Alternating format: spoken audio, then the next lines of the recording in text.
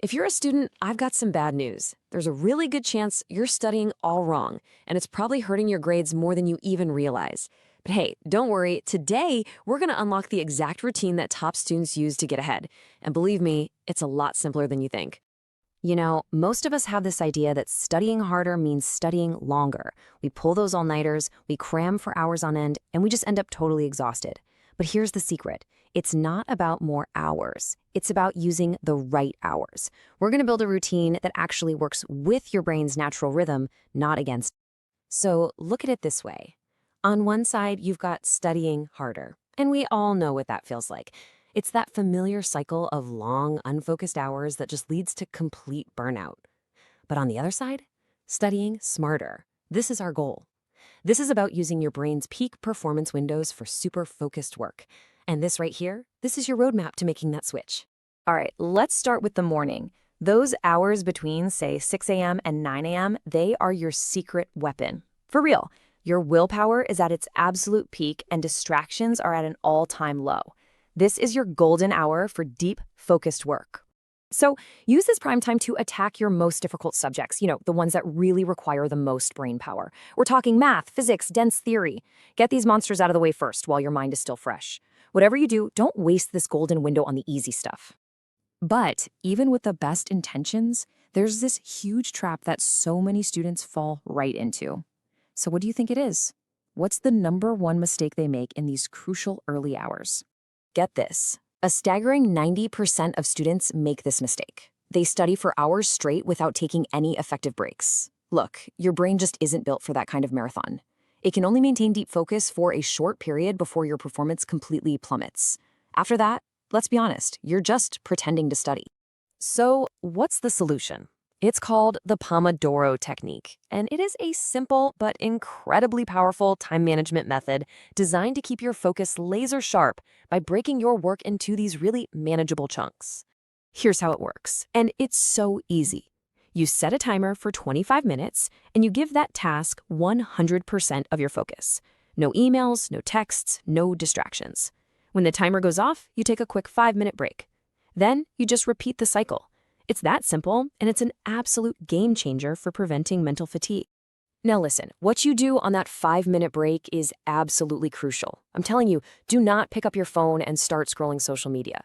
It is a cognitive trap that just hijacks your focus, and it makes it incredibly hard to get back to that deep work. Instead, stand up, stretch, grab some water, or just close your eyes for a minute. All right, now for the afternoon, which is a totally different beast. Here, the key is to work with your body's natural rhythm, not to try and fight against it. As you can see on this chart, from around noon to 4 p.m., your energy naturally takes a nosedive. It's a biological fact.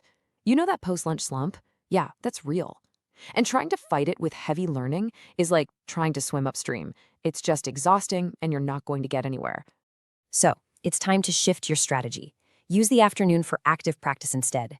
This is the perfect time to do past exam papers, solve practice problems, and quiz yourself using active recall. That just means actively pulling information out of your brain instead of just rereading it. This reinforces everything you learned in the morning, and it uses a totally different kind of mental energy. Okay, now for the part of the routine that is a total game changer, and yet most students completely skip it. Between that afternoon slump and your evening session, you need a powerful reset: physical exercise. And hey, this isn't just about feeling good.